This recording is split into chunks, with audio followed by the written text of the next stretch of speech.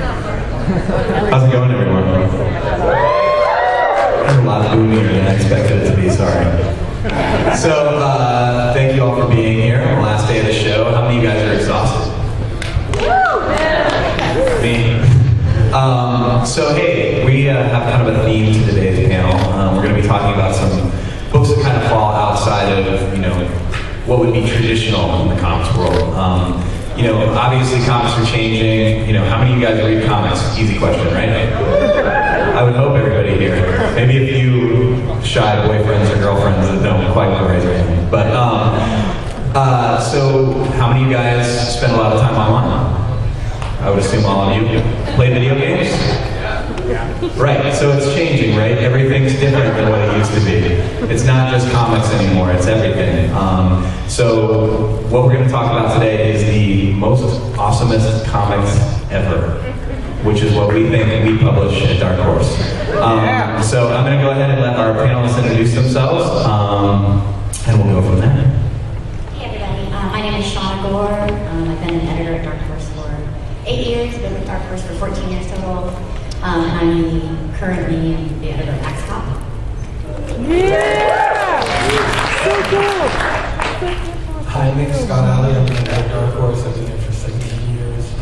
Edited a lot of stuff there, including the Guild. There's a seat that was empty here, so I just came on stage. Felicia Day, and I write the Guild, and it's edited by Scott here, and I'm going to be here just for a little while, a little bit, 15 minutes, 20 minutes, I don't know, something like that. 15 minutes exactly. Because I have a chicken peanut sauce thing that I'm to eat. That's true. All right, so we're going to actually start and talk a little bit about the Guild while we have Felicia here. You guys want to kind of give us a little heads up on what's coming soon? I don't know, you go. Okay.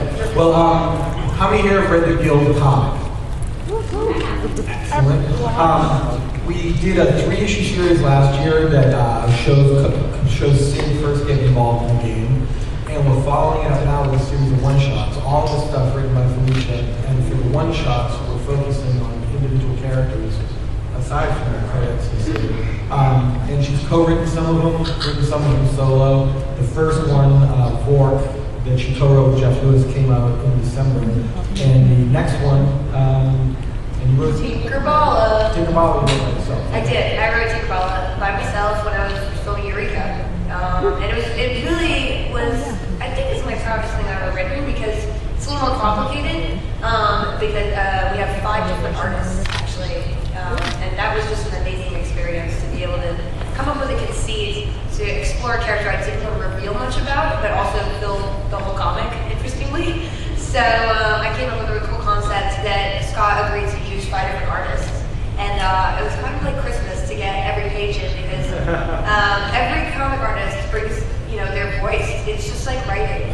Their voice is in their art. So just getting the character interpreted by so many different amazingly talented artists was, it was definitely the most exciting comic that I've done. So that's out next week, I think. Yeah, it comes out on Wednesday. Yeah, so I'm excited for you guys to see it. There's a little bit of something for everyone. And then we're following it up with the rest of the characters. The next one to come out is Blaze. Right? I co-wrote with Sean Becker, the director and sometimes editor of the Guild for now 4 seasons.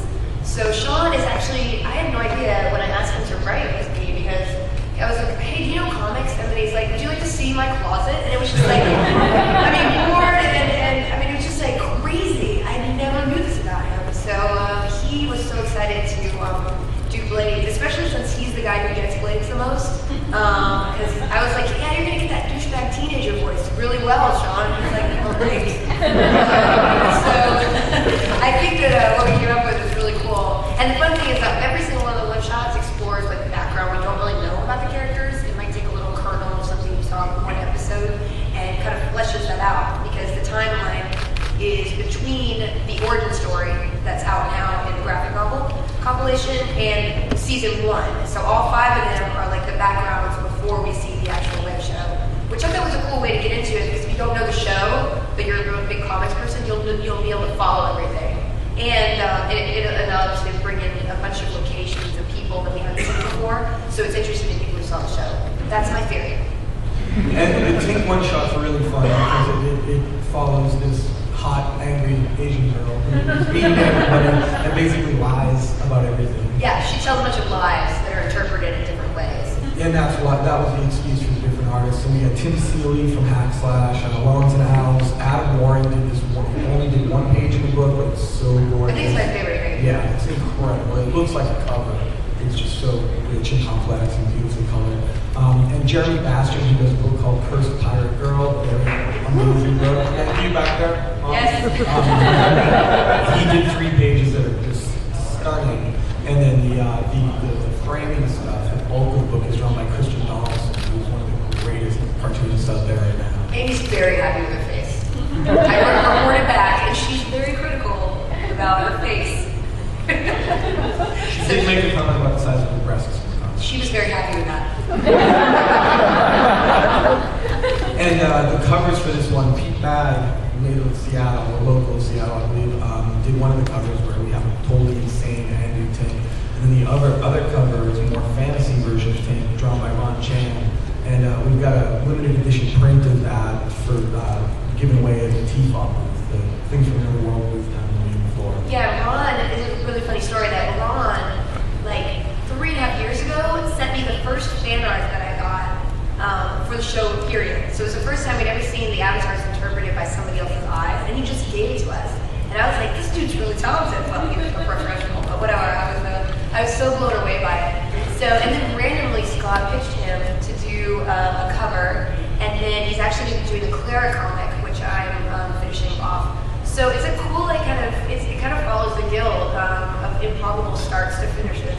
And he's so talented, and I think he's going to be signing.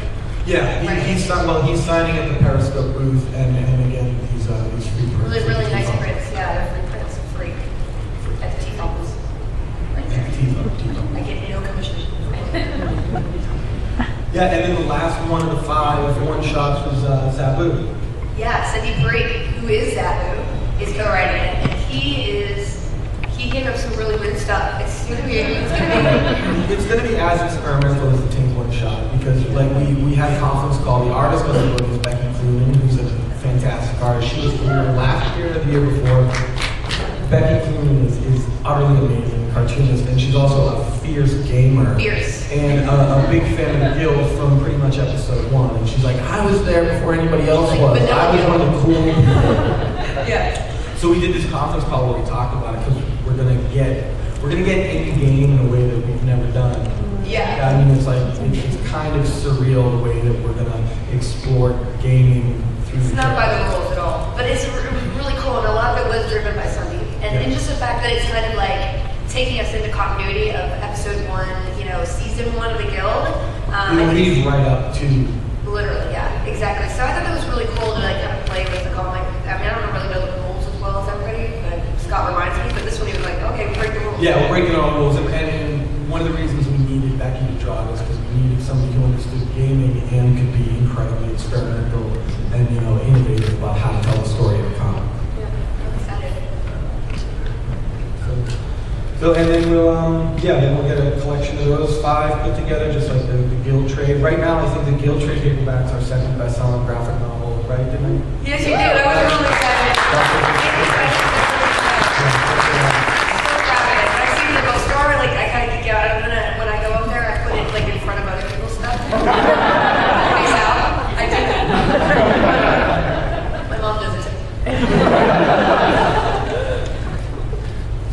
Awesome. So let's let Felicia go and actually get some lunch. Oh yeah. Thanks so much for being here. Do we have any? Do you want to answer any questions before we take off? Yeah, let's do a couple more. Yeah, we can. Is that cool? You guys have 2 questions. All right. First come, first served. Okay. You get to ask 2 questions. Yes, 2. Oh God. No, you don't. No, I'm a Buffy fan too. I watched the Guild actually before I saw you on Buffy. I think. This has been traumatic seeing it. No, but there's a character in the Buffy comics that reminds me of your fantastic fantasy character in the Guild, because it's got big kind of reddish hair, and I was wondering if that was an accident or on purpose, or is No, it just George just designed her, and I think designed her before he I think it was more inspired by Medusa from the Inhumans. Oh. Anybody in this room get that, please? Thank you. It's still a comic show. Nobody You else. don't actually have that. You don't have to. You don't have to. Everybody else has it, right? Everybody else got your question? Okay, good.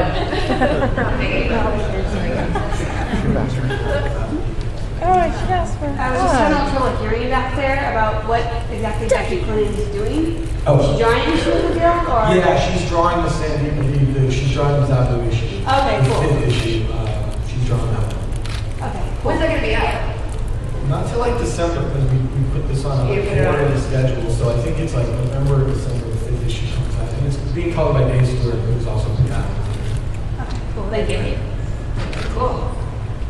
Okay, if there's no other questions. Can I have a hug? Oh, gosh, the girl in that you're gonna have to really talk through that thing. Wow. What's wrong with your makeup? What's your favorite thing you've seen today? I mean, you. That was really. Anything else? And the walking. The walking and then like the elephant trunk kind of like. I mean, that was cool. What's wrong with it, Bear? He's just very cautious. It's a Doctor Who reference. Yeah. Actually, It's a Doctor Who reference. I love you. I hope you lend me your gas. Sure, go for it. Just real quick, and it would have been full, and you would have tons of questions if we knew. I met you yesterday. You did? Yeah. You work for the election. I did, now I work for everything Amazon. about you, Yes. You, okay, now it's here. But my question was, I mean, I love what you guys are doing so far. I'm actually not a huge fan of motion comics, but is there any talk of the guild maybe making a motion comic for more of the WoW and gameplay and stuff like that? If we were to do it, we would do it right. Yeah, I think that's, I actually was kind of into it, but I haven't seen anything that I've experimented with, not to point anything out, but I would want them to be really cool. And I haven't seen like a company that's like, this is gonna be, I don't know, what? No, I agree. I talked to George about it the other day, and Yeah. we definitely want to talk about it, but we wouldn't just take the comics we've already done and chop them up and do that. We'd figure out a way to do something cool and innovative. And Original the voice. people she works with, yeah, how original voice. The people she works with are so innovative about what they do online. And I think we know what to do with comics, so we really figure out a way to do something really fun with it. But we're only starting to have that conversation. I think George hasn't been told. No, we haven't. But I like that people are talking about it As long as you don't rush it like Marvel did. Alright, so, So as long as you don't rush it like Marvel did. no, I don't even do it. First and foremost, I just want to say I'm a great fan of yours. You're a great artist and you're a great actress and you're just fabulous. And I love the fact that you're so like personal with people. Thank you very much. That's excellent for the fans. We come in and we're like, they're real people. We are real people. I just, I'm going to tell a dirty story. Yeah, she talks about the bathroom a lot. So. I learned how to taste a little poo. My handler. Just a little emoticon for a poo. I'm so excited. Excellent. My one and only question really is kind of more Buffy oriented. I just wanted to know what it was like to be a Slayerette. Oh, okay. I mean, it was really fun. Like, we were a bunch of potentials that were kind of like, hey, the herd of potentials was coming in. But we knitted together, and the main cast was really friendly to us. And it was fun to fly the wire. Yeah? Was it awesome to do? Yeah. It was pretty awesome. Kicking some butt? Yeah. Awesome. I mean, who doesn't want to kick somebody in the face? No, but you guys were so awesome in that last battle when you guys were Yeah, that was pretty good. Josh gave us something. yeah, excellent. You gonna run? Okay. Oh, that one guy. Can we just have one guy? Well, I already answered yours, so I gotta leave. Mostly just because I really want to keep you from your lunch. It's just so bad. But I have an off-product question. What have you been hearing about any follow-ups to the Dr. Horrible sing-along blog? I've never heard that. It's funny because I've been hearing some things. I think if you think about the Avengers, it might take up somebody's time. I'm just gonna throw that out there. So I know they have a title and it's everything everybody's already heard. So if there's something on Weakness that says, Felicia Day says the same thing she said for the last 18 months. That makes me sad. Okay, so Dr. Horrible Avengers cameo. Sounds good. Thank you.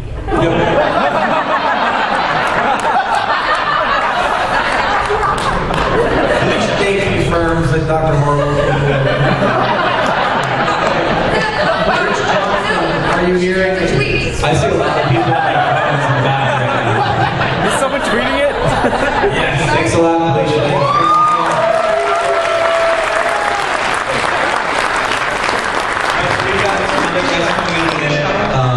We're going to let Shauna Gore introduce them and talk a little bit about a book that we just released actually this week. How many of you read Axe Cop?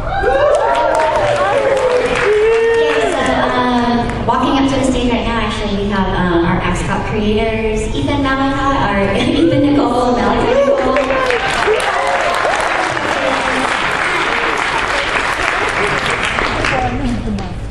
It really is a 6-year-old kid. How many of you can believe it until right He's a robot that we programmed to write awesome stuff.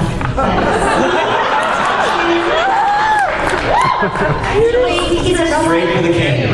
He's a robot that runs on candy, but and candy cane sometimes. So anyway, everybody, this is Malachi, Ethan.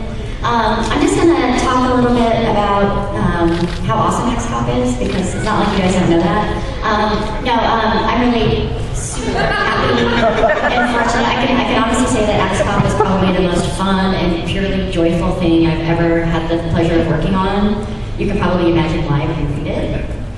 And one of the things that I just want to tell you really quick what we have done so far. So who here got the Axe Cop Volume 1 trade that collected everything that was online first?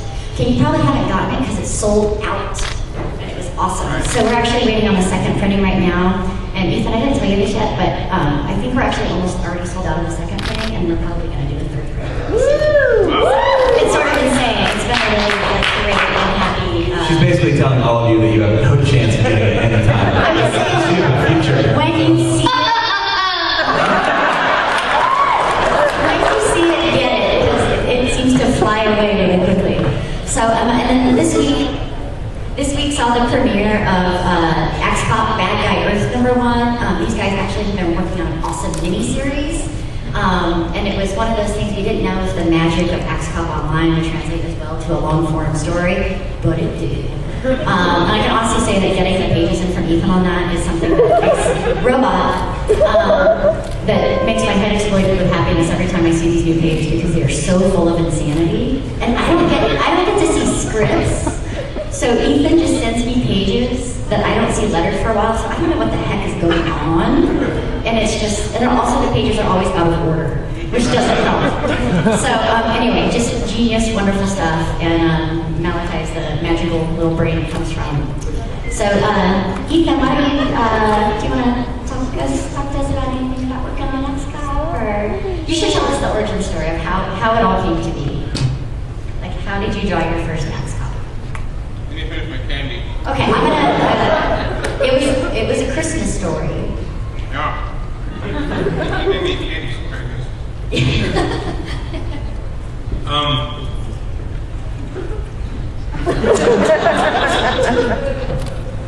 How did you think of Axe Cop? We were sitting there playing Christmas time. We told the story about a gazillion times, I think. Me and Malachi started to play together, and he said, "Want to play Axe Cop?" He just wanted to play cops. He wanted to play cops, but he didn't have a toy gun, he had a toy axe, so he just said, "Want to play Axe Cop?"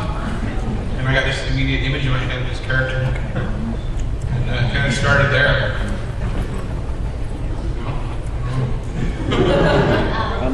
Yeah, so I mean, as I heard the story, basically, so these guys were playing over Christmas break, and Ethan started drawing these ridiculously brilliant things that Malachi was talking about. Sorry. And then it only took you, I mean, obviously, you did it for a little while, and you realized, oh my God, this is pure gold.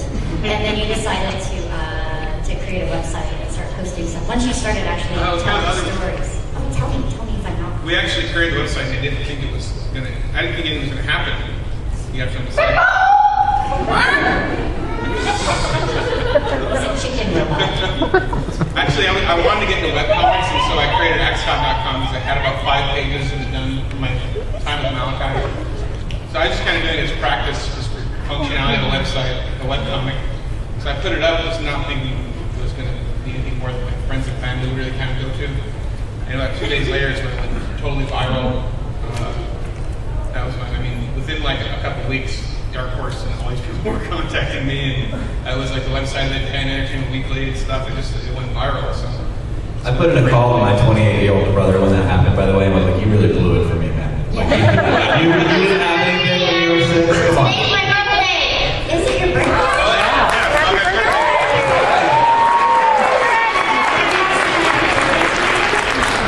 Okay, awesome. We're all gonna sing happy birthday to Malachi. Okay, I sing horribly, so let's all get. I want to do this. Ready? 1, 2, 3. Happy birthday to you. How about Malachi? Happy birthday to you. Happy birthday, dear Malachi. Happy birthday to you.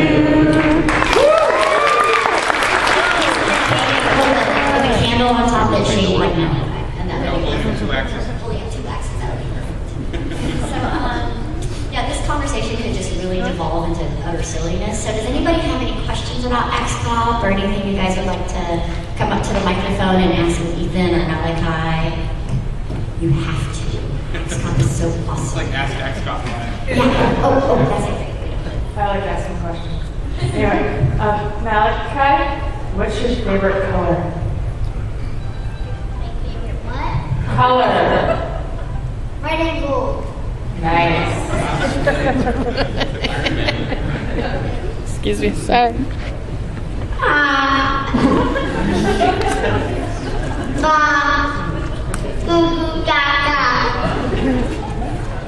This is just a similar question. What's your favorite dinosaur?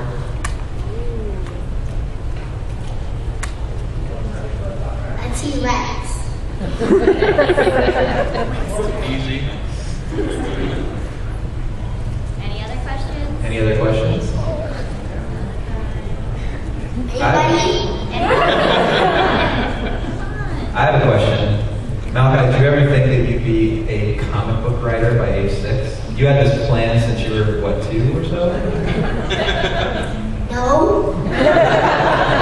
But you're pretty stoked that it's happening now, right? Yeah. We have another question. Oh, here we go. I want to know about soccer rain. Specifically, what would you like to know? How we came to be. Oh, you know, there's actually a soccer rank origin story. It's in the 2nd issue of Bad Guy. I'll look for it. It has to. The government is involved. The president. So yeah, we'll let that be a surprise. Do you remember how that happens? How soccer rank becomes soccer rank? You probably don't remember. But soccer rank is not the only one of its kind, if that helps. He has a whole family of soccer There's a whole ranks. family of soccer ranks. People who don't know XCOP soccer rank had his arms removed and socks stuffed into these knee holes. He gets shoot socks out and they come back and we fight with socks. And they soccer rank like a boomerang. You get hit with soft, cottony, used armhole sock. Which is pretty threatening, right?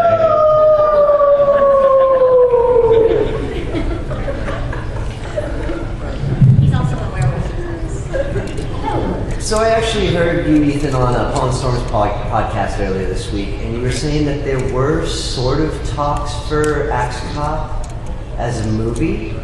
Have there been any sort of further talks about it maybe coming out sometime? Just lots of talking right now, lots of interest, nothing for sure. Movies always take like 10 years to Yeah. make it, so Malachi will be like well out of college by the time. he's gonna be 30, Ethan's gonna be retired. There's Family have all split up and fighting. fighting over their XCOP matches. Yeah.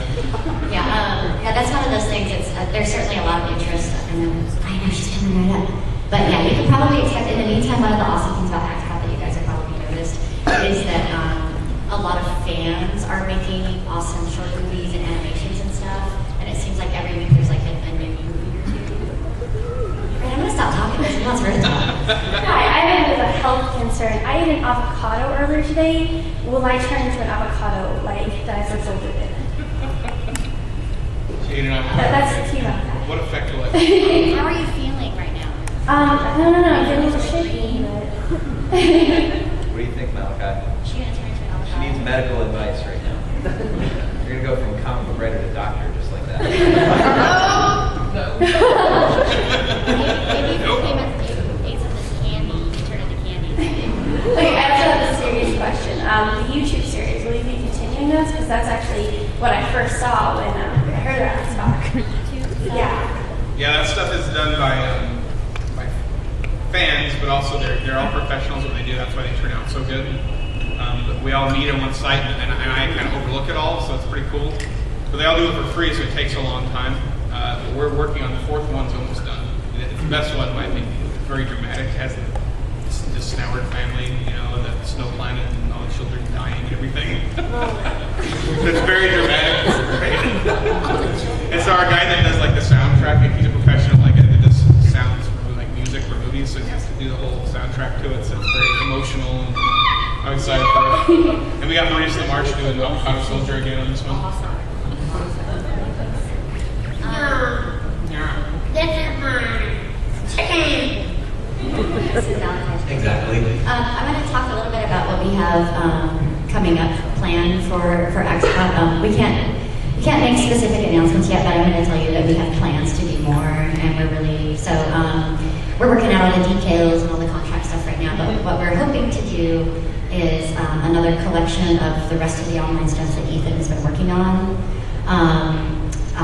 In the time since we published the first book, you know, he's been actively. Ethan, I have to say this. Ethan is probably the hardest working artist and creator I've ever worked with. You're just a total joy, and you make it really easy. Actually, he's always like, "Come on, give me my deadlines." Yeah. You know, he stays on top of me more than I have to stay after him.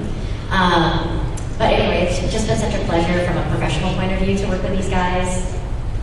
Thank you. So what we're hoping to do is get these guys to spend some time together later this spring so that they can write more stuff. And love to get some candy. And now we're giving away candy. But yeah, so we're hoping that these guys can spend some more time together this spring playing and planning more XCOP stuff. Do you want to throw it to the girl with the pink hair? She wants you to throw it to her. Throw that far? Over here. Oh, relay. My hair's not red. So yeah, our tentative plans for the future is that yes, there will be more XCOP. And I have to say too, one of the things I was really proud of is how these guys are able to work together. Like I said, I mean, XCOP is always brilliant in like the 1 or 2 page stuff you see online, and that's one of the things that I think works about it so well is how, you know, it's like that crazy logic works really well in short form. But somehow Ethan in particular did a really good job working with Malachi to make sure that they were telling a story that would actually arc over 3 issues and make some kind of sense. And Who would want this candy? Purple candy. I think that guy wants it. Oh, gas. This may be the only time we give out candy on a Dark Horse panel, so you guys really got to take advantage of this. Thrown by our most popular writer. Mike Mignola's not going to be handing out candy. He's getting ready. Yeah, so are there any more questions about XCOP before we... Anybody who still wants candy before we let these guys go?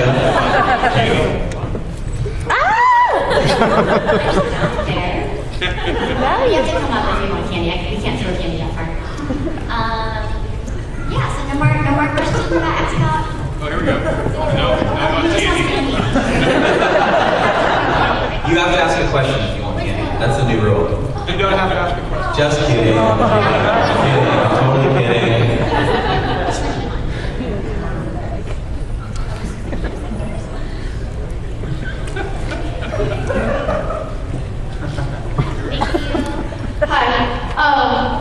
I was just curious, I mean, I'm kind of getting an idea right now, but what's you and Malachi getting together and working session usually like? Is there usually this much candy for one?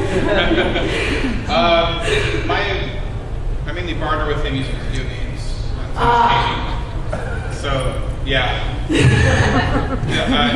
mean, Malachi, his real job should be playing, not writing. That's what I should call it, in the book. Yeah. And I would sit there and take notes while we're playing. Cool. But sometimes it's just to get him to want to play. Like, it's just to get him in the right mindset. Like, well, I'll let you play my iPad after we play for a while. Like, okay. Once we get into then we have to do goof off time for a while. Like, we're not even talking about XCOP. Maybe it's just 20 minutes of poop jokes. Just something crazy. Just let him, whatever he's on, just let him go crazy. Anybody want some more candy? Anybody want candy? One of my favorite things about the process of writing Bad Beggars, and I was talking to Ethan, I was like, Ethan, God, you did a really good job getting Malachi to sort of think more completely about stories and arcs, and he was just like, Shauna, that was me. He's like, yeah, Malachi didn't really structure the story and everything. And I'm like, oh, so the 6-year-old didn't do that stuff. I get every element of the story out of him, and then I put them all into order, because he doesn't give me in order. Yeah, it just comes out. It's challenging when you're doing it in a 75-page format like that too. Hi. A couple questions. First off, would you say that you are paid in candy? And second off, have you guys had any trouble with like child labor laws? Yeah, I don't know. I mean, for one thing, I think it probably feels like he does more work than he actually does. When you actually look at the reality, we probably talk on the phone 2 or 3 times a month, and it's only like a half hour to an hour a month. And it's just me getting, we just talk, and as long as he's in his mode, he's just running around the room on the phone yelling, and I'm just asking questions, and he's just going having fun. Yeah. So you just got to be in hyper play mode. If he's not playing, nothing's happening. So it's not like, when you work, you know you're watching the clock and you're working. It gets you have to do it because it's your job. But it doesn't ever really happen with Malachi because the story's no fun if he's not having fun doing it. Sometimes I have to deal with that. That if he doesn't want to do it, we just go do it. Right? Thank you. I do get paid actual money though. And I occasionally send Malachi stuff, and I don't think he knows it's from me sometimes. I sent you that Boba Fett book. Did you get the Boba Fett book? Yeah, see.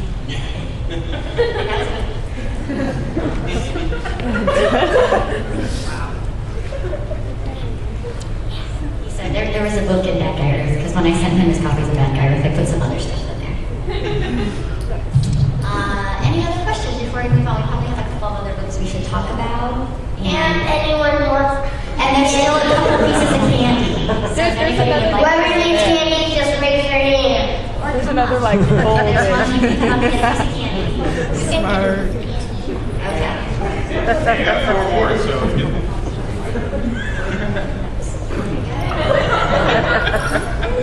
Three more candies left. There's 3 more candies. You come up.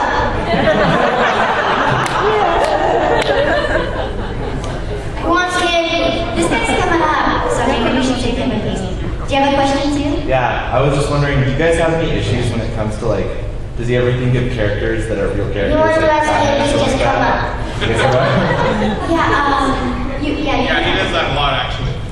And I'll go, we can't use characters that we made up Malachi. We've done that before. And so he has to make a new character name up off of that. Like I did at Meltdown in LA, we did an event, we created a character, and he said, I want to make King Kong. And I go, you can't make King Kong. He changed his name a little bit. He said King Kong. Or no, he said Junior Kong. And I go, I think that might be taken, it sounds too similar, so let's go change the Kong. So he changed it to Junior Kong. So then I go, is that a 1B or a 2B Kong? And he goes, 3. And it became this like giant ape with robotic fists that shoots jet airplanes out of its tail, and it's like way bigger than King Kong. So that's a lot of the times like Bad Warthog Man. It's kind of an upgrade of Batman. Much better than Batman. Yeah. Much more. At Ben 10, he loves Ben 10. A lot of Ben 10, a lot of the alien stuff comes from Ben 10 influence. Right? Maybe you want some more candy, just he says that. You come up.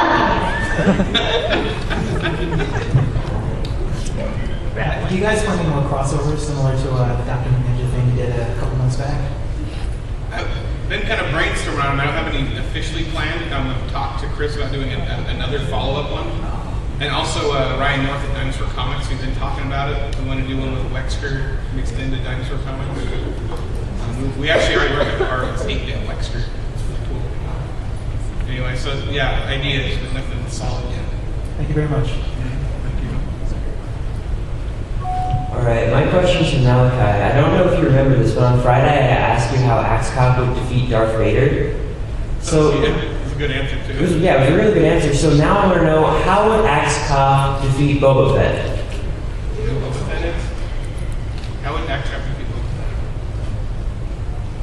could turn his accent and turn it to anything into a bomb and blow him up. You are truly a creative genius. Wait, I want to know how you do Darth Vader, by the way. That's at the microphone, get candy. All right. How did you defeat Darth Vader? Or how did Axcop defeat Darth That Vader? was- Do you remember that? Remember it called the shotgun with a knife in there? The knife gun. It's like a knife shotgun. Yeah, knife shotgun that turned into a zombie. Yeah. Oh, that's right. That Axcop control, wasn't that it? Yeah. Yeah, and He shoots. he's the zombie. So he puts a knife in a shotgun, shoots it, and it goes into Darth Vader's head, which causes him to turn into a zombie minion, and Axe Cop telling him to do stuff. Right? He's a zombie king. Yeah, he's a zombie. Only the Rebel Alliance had known this sooner. Hi, Malachi. I was wondering, given your love for candy, have you thought of using candy with one of your secret characters, like Candy Head or something? What you're putting on your head? Like, we have this bad guy, Candy. Yeah, He's like evil, he's made out of tartar, like... Not tartar, taffy.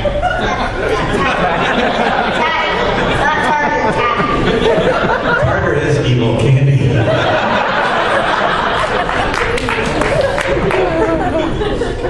Yeah, well, and what's his power?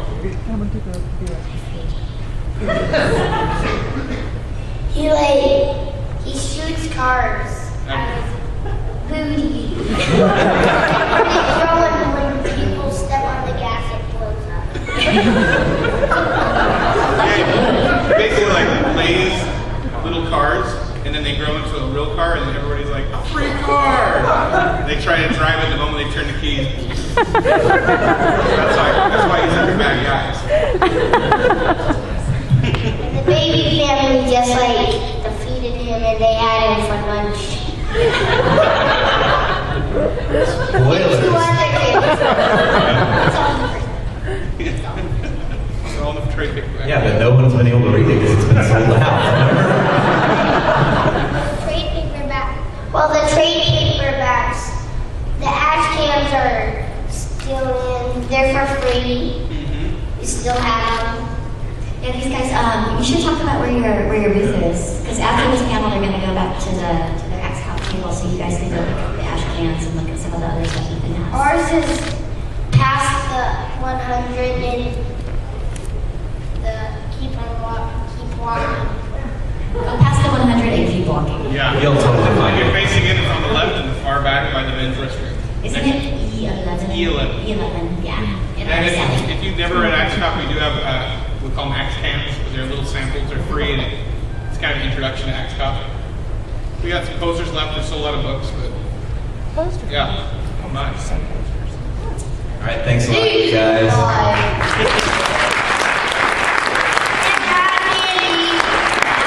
Happy birthday, Malachi. Hey, it's my birthday. Happy birthday to me. Happy birthday to me. Happy birthday to me. Happy birthday to me.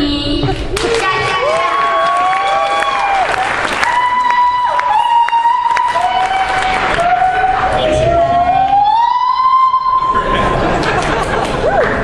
You know what's funny is that this really isn't any more chaotic than a normal garden. It's just usually Scott and I trying to fix the computer. Very tired. Thank you. Thanks so much, you guys. I want to mention really quickly, there was a question posed about the Axe Cop Dr. McNinja crossover. We are actually going to be publishing Dr. McNinja as well. That's going to be coming to Dark Horse and Madness. Actually, we have the editor of the book here in the booth, so if you guys have any questions on that, she's around to answer them. So, and then additionally, one other book I was going to mention quickly. How many of you guys play the Mass Effect video game? How many of you guys read the Mass Effect comic book? I don't like that I'm saying less hands. Yeah, exactly. If you're not reading the comic, you really should be. It does tie directly into the game. We did one series which has now been collected, which came out last year. And then our new series actually just started which tells the origin story of the Elusive Man, for those of you who play the game. And the writer of the game, Matt Walters, also writes the comics, so it's very closely tied in. So it's an essential expansion of the story.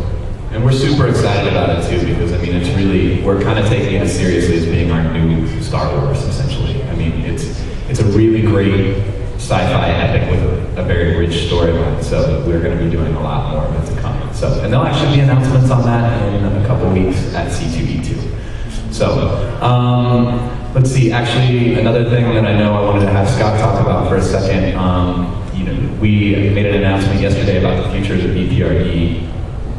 Okay, and also be thinking of questions like just about the general Dark Horse line, and if people can come up to the mic, we'll be doing a Q&A for the last like 15 minutes or so after another couple of announcements.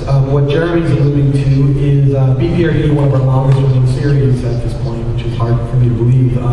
We've been doing BPRD as pretty much a monthly book for about 8 years, and the creative team is Mike Mignola, John Arcudi, and Guy Davis. And we just recently worked it out with Guy. The Guy's going to leave the book. He's got some other projects that he's going to be announcing soon. He's also going to be doing more Marquee for us. Marquee is a creator of the title that Guy has. That's just incredible work, really beautiful stuff, and he wants to focus on that. And so we're going through big changes on BPRD. The story has been really dramatic. How many people got the Seattle comic we did? If you go by the Dark Horse booth, we have a giveaway comic. It's a full 8-page story in black and white by Mignola, Arcudi, and Guy Davis that shows the BPRD coming to Seattle to deal with a situation where this big Lovecraft monster basically destroyed Pike Place and everything around downtown. And Guy did a lot of research, and it looks really good. So, and it turns out that that's Guy's last job as the regular artist on the book, and we've got a new guy named Tyler Crook, who's been doing work for Oni. He's got a graphic novel coming from Oni this fall called Petrograd. And Mignola met him at Long Beach Comic Con a couple of months ago and loved his stuff. And so he's taken over the book, starting with BPRD, Hell on Earth, Gods, #1, coming out in a few weeks. Monsters, rather, yeah. I can't keep track of these one-word titles, they confuse me. BPRD, Hell on Earth, Monsters, coming out in a few months. Tyler Crook becomes the regular artist on the book. What are you going to do? Just for you guys. So if you guys do have some questions, go ahead and maybe come up to the mic. Obviously, there are a lot of other books we didn't talk about today. We are going to be making some announcements about a lot of our other lines, Star Wars, Buffy, etc., in the coming convention. So if you guys aren't attending, watch the internet. But we'll take questions on them now. All right, so I didn't read comics that much. I mean, I checked them out every once in a while until the Buffy comics, and that's the first thing I picked up. I actually have all the trades and many issues. And I was kind of just wondering, when can we, when's like an expected release date for the start of season 9 or for the future of the Angel franchise? Angel #1 will come out the last week of August, and Buffy #1 will come out the second week of September. The details about that stuff we're going to be announcing at WonderCon in about a month. We're going to be introducing a lot of the creative team and making those announcements at the convention, at the Dark Horse panel there. But yeah, the books are set to come out in August and September, so season 9 ramps up full year at the end of the summer. You are a scholar and a saint. Same topic, Scott. Really glad you got Angel back, despite the issue 39. Despite the incidents of 39? Despite what he did in issue 39. About how long will season 9 be, and has Josh said anything about a season 10, or could season 9 be cast the end of the Buffyverse forever? There will be a season 10. And season 9 will be 25 issues. We wanted to do something shorter, something more compact. Season 8 got away from us a little bit, and we felt like it, for viewers of the show who are used to seeing an entire season in 8 or 9 months, we realized that 4 years was probably a little long. It'll be 2 years, 25 issues for both the Angel series and the Buffy series. Beautiful things. Question for Sean. I was wondering if I really enjoyed Erie and what you're doing with that anthology, and I was wondering if there's any plans to, or Creepy. Yeah. My question is concerning Erie. If there's any plans to launch an Erie line kind of with more science fiction. Yeah, you know, that has been the plan for a long time. And actually, I stopped editing Creepy with issue 4, and we transferred editors, we moved some books around, and that went to another editor. And I think they're sort of rethinking how they're going to do it. We really aren't going to make any announcements about what's coming right now, but there has for a long time been plans to resurrect Erie as well. And the options we're seeing right now, I'm thinking some of that stuff might end up as online comics first. Don't take this as an announcement, this isn't the plan, but the direction that some of that conversation has taken is that we might do some Erie stuff online first. You know, the guys who own it now really have these big plans to do, like they wanted to relaunch Erie as a big magazine size, like the original publication. But honestly, it's such an insanely hard market to sell stuff like that in right now. It's really not feasible, and it's so expensive to produce. So the hope is alive. Okay. Is Dark Horse still have their hands in that, or really? Yeah, for sure. So but as I said, it went to a new editor just a few months ago. So when you see issue number 5, that's the first one that I haven't edited. And it might be changing. There are some talks about possibly making Creepy's smaller and color publication. So everything is sort of up in the air with that right now, but our plans are to keep doing it, but just change it to make it come out more on time, which would be really nice, and to make it just a little bit more financially feasible for us to keep going. Right. I like the black and white. Me too. I love the black and white. Not like to see the color. That's just my 2 cents. And I know it's hard to sell a black and white book in the market, so. Yeah, I'm with you entirely. I love the black and white stuff. I grew up reading it, so. Yeah. Well, thank you for your work on this series, and I look forward to more to come. Thanks very much. Thank you. Logan, with Guy leading BPRD, can you talk a little bit about his impact on the book and, you know, just kind of some of what he's done and, you know, your thoughts on it? Well, Guy defined the book. You know, we looked at the book very much as John and Guy's book, and I felt like a lot of the projects that Guy did before BPRD were over a big waste of his talent in some ways, because nobody designs better monsters than Guy Davis. Nobody designs better tech in the whole world than Guy Davis. And his design skills and his ability to create incredibly weird stuff just transcends most of what anybody else in comics can do. And we've seen a lot of comics that Guy drew where people walked around wearing hats a lot. And in BPRD, we tried to really play with all the imagery that Guy is capable of. And we pushed the book to make the best use of Guy's talents. And so he absolutely defined what the series was, you know, over the last few years. Because we knew there were things we could do with him in the stories that we had to take advantage of. So the level of weirdness and the crazy monsters and the weird gadgetry, all of that the story was built around that stuff in order to give Guy a playground to show off his talents. So he evolved all the characters, the looks of the characters developed through how Guy drew them. Johan, how animated Johan is, his weird bubbled hair.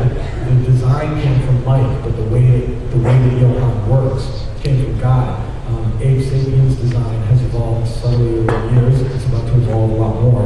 And Guy who's in control of all that. So yeah, you can't overemphasize Guy's impact on the book.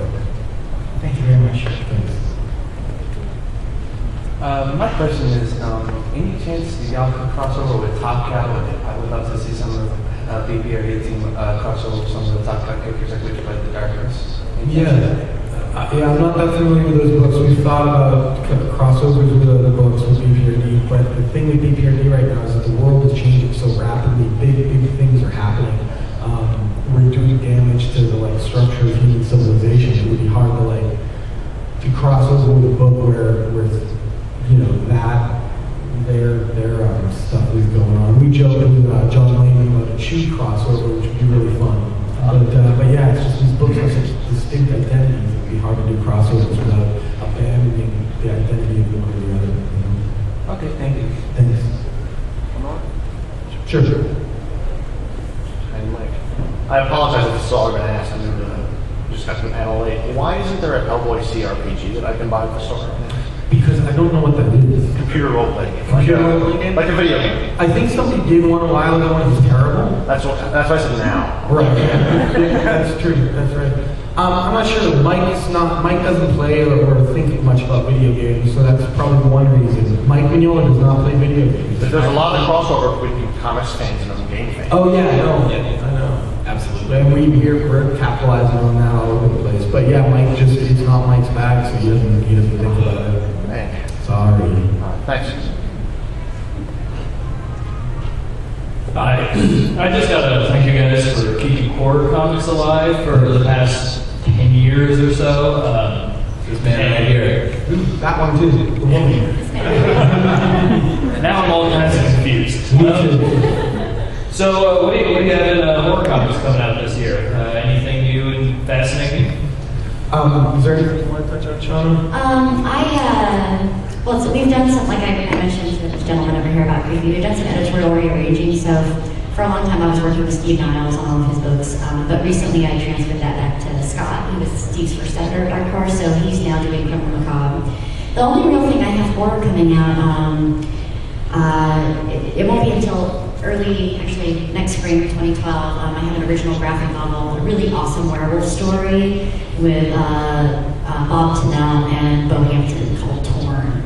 And it's one of the smartest, it's one of those things I think, everybody does vampires, everybody does zombies. Werewolves are sort of the bastard stepchild of horror. And I don't know why, because they're terrifying and I love them. So Bo and Bob came up with this really amazing story that actually sort of takes the werewolf curse thing and puts it into a family setting. So it becomes like it's more like genetic family problems, and it's really awesome and very terrifying. And Bo's also a really amazing artist, so it's beautiful. So that will be coming out probably, I put it around mid-2012. And I also like the idea of doing original horror graphic novels instead of series. I love comics, but there's something so great about getting a horror read all in one book. So that's what I've got coming up. I gotta say too, Shauna edited one of my favorite horror books that we put out in the last couple of years called Cleaners. If you haven't read that, you absolutely very good. Good. With the help of the BPRD, we get into a lot of different things other than horror, but next month I've got a horror, 3-issue horror story where I really want to strip it down and get straight to just the scary stuff, not the big action adventure stuff. So we're doing a BPRD series called The Dead Remembered, about Liz Sherman when she was a little kid. And I'm writing out with Carl Levine, the artist from Frey, is drawing it. And yeah, that launches next month, and it's very much like a quiet, weird little New England horror story. It's about my hometown, like a lot of my stuff wanted to be in the summertime, we're going to be relaunching Criminal Macabre. We're going to bring out omnibuses of all the stuff we did previously and have the one-shots come out. We're also bringing the Goon back bi-monthly. It had been monthly for 1 year, and then it was very sporadic for another year. Now it's coming back bi-monthly, mid-year. There's a book, the artist is here somewhere, MS Corley. Yep, we're going to stop. And it's called The Strange Case of Hyde, is that right? And it's a really dark take on well, I don't know how much we can give away about it, but it mashes up a couple of different really great horror tropes in the Victorian horror story, and that's coming out in April or May, I think. So yeah, and Hellboy's going to get scarier and weirder. Thank you. All right, you guys. So that looks like that's about all the time we have. Thank you guys so much for coming today. Stand up. Thank you.